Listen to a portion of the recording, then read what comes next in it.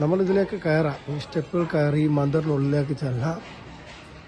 വളരെ ശ്രേഷ്ഠമായ നിർമ്മാണങ്ങളൊക്കെയാണ്.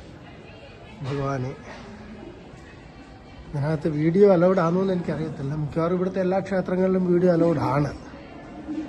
വീഡിയോ അതുകൊണ്ട് തന്നെ നമ്മളിങ്ങനെ കയറി ചെല്ലുന്നു. ഇവിടെ കടച്ചേക്കാണ്, ചെറിയൊരു വാതിലുണ്ട്. പ്രത്യേകിച്ച് ആൾക്കാർ ഇരിപ്പുണ്ട് ഇവിടെ. കൊട്ടാര സമാനമാണ് മന്ദിർ എന്ന് പറഞ്ഞാൽ. കൊട്ടാരം പോലെ തന്നെ, കൊട്ടാരം വ്യത്യസ്തമല്ല. ഈ 40 വർഷം എടുത്ത് ഇത് പൂർത്തീകരിക്കാമെന്ന് പറയുമ്പം തന്നെ അതിൻ്റെ അവസ്ഥയെക്കുറിച്ച് നമുക്ക് ചിന്തിക്കാവുന്നതാണ്. അപ്പോൾ രാജാ മാധവ സിംഗ് അദ്ദേഹമാണ് പണി കഴിപ്പിച്ചത് എന്നിവിടെ കുറിച്ചിട്ടുണ്ട്. പക്ഷേ 100 കണക്കിന് വർഷങ്ങൾ പഴക്കമുണ്ടെന്നറിയാം. അത് അപ്രോക്സിമേറ്റ് എത്ര വർഷം, എനിക്ക് 1000 years ഓൾഡ്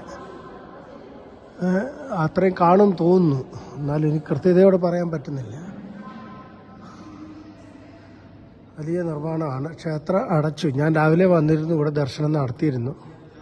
പവർഫുള്ളാണ്. അവിടെ ശ്രീകൃഷ്ണൻ രാധയാണ്. രാധേ രാധേ. ഇവിടെ എല്ലാവരും ഇരിക്കുന്നുണ്ട്. ഒരു സ്വാമിയാരിരിക്കുന്നുണ്ട്. എന്നാൽ ചില സ്വാമിമാർക്ക് ഈ വീഡിയോ ഒന്നും എടുക്കണ ഇഷ്ടമല്ല.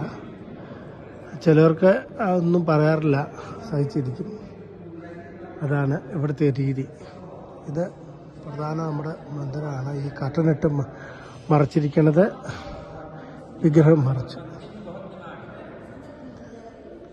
പക്ഷേ ഇവിടുന്ന് ഇങ്ങോട്ട് ഇവിടെ ഉണ്ട് ഒരു അമ്പലം. ഇതൊരു 3 പ്രതിഷ്ഠയാണ് വരുന്നത്. 1, 2, 3 പ്രതിഷ്ഠ. ഇതിൻ്റെ പ്രധാന ഡോർ അങ്ങനെ അടയ്ക്കാറില്ലെന്ന് തോന്നുന്നു.